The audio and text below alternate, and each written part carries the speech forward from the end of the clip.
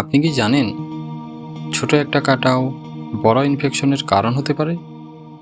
অনেকেই কেটে গেলে ভুলভাবে ট্রিটমেন্ট করে, আর সেই ভুলটাই পরে বিপদ ডেকে আনে। আজকের ভিডিওতে আমি আপনাদের দেখাবো কেটে গেলে সঠিকভাবে কি করবেন, স্টেপ বাই স্টেপ। ভিডিওটা শেষ পর্যন্ত দেখলে আপনি নিজেই নিজের বা অন্য কারো প্রাথমিক চিকিৎসা করতে পারবেন। কাটা কেন বিপজ্জনক হতে পারে? আমরা অনেক সময় ভাবি, আরে ছোট কাটা, কিছুই হবে না। কিন্তু বাস্তবে কি হয়? আমাদের আশেপাশে অনেক ব্যাকটেরিয়া থাকে, কাটা জায়গা দিয়ে খুব সহজেই শরীরে ঢুকে যেতে পারে, আর তখন হতে পারে ইনফেকশন, পুজ, এমনকি জ্বর। বিশেষ করে যদি জায়গাটা ময়লা হয় বা রাস্তার ধুলাবালি লাগে, তাহলে ঝুঁকি আরও বেড়ে যায়। তাই কেটে গেলে কখনোই এটাকে হালকাভাবে নেওয়া যাবে না।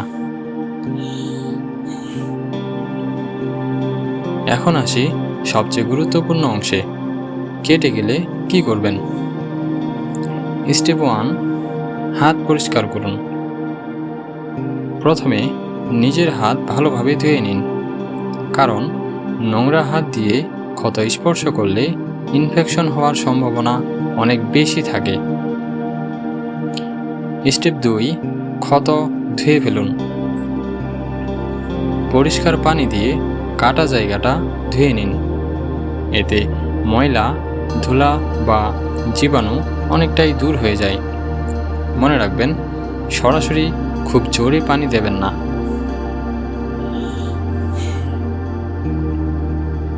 স্টেপ 3, রক্ত বন্ধ করুন। যদি রক্ত বের হয়, তাহলে পরিষ্কার কাপড় বা গজ দিয়ে হালকা চাপ দিন। সাধারণত কয়েক মিনিটের মধ্যেই রক্ত বন্ধ হয়ে যাবে। স্টেপ 4, অ্যান্টিসেপটিক ব্যবহার করুন। এখন অ্যান্টিসেপটিক লাগান, যেমন স্যাভলন বা ডেটল টাইপ কিছু। এটা ক্ষতকে জীবাণুমুক্ত রাখতে সাহায্য করে। স্টেপ 5, ব্যান্ডেজ করুন। শেষে একটা পরিষ্কার ব্যান্ডেজ দিয়ে ক্ষত ঢেকে দিন। এতে বাইরের ধুলোবালি থেকে সুরক্ষা পাওয়া যায়। এখন বলি কিছু কমন ভুল যা অনেকেই করে থাকে, যেমন নোংরা কাপড় ব্যবহার করা, ক্ষত না ধুয়ে সরাসরি ব্যান্ডেজ করা, বারবার হাত দিয়ে ক্ষত স্পর্শ করা, পুরনো বা নোংরা ব্যান্ডেজ ব্যবহার করা। এই ভুলগুলো করলে ইনফেকশন হওয়ার ঝুঁকি অনেক বেড়ে যায়। কখন ডাক্তার দেখাবেন? এই অবস্থায় অবশ্যই ডাক্তার দেখাবেন। কাটা গভীর হলে, রক্ত বন্ধ না হলে, প্রচণ্ড ব্যথা বা ফোলা হলে, পুজ বা জ্বর দেখা দিলে।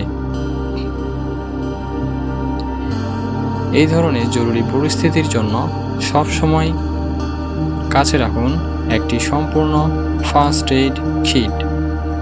কেয়ারবক্স বিডিতে আপনি পাচ্ছেন সব প্রয়োজনীয় ফার্স্ট এইড টুলস একসাথে। ভিডিওটি ভালো লাগলে লাইক, শেয়ার এবং ফলো করতে ভুলবেন না। Stay safe, stay healthy.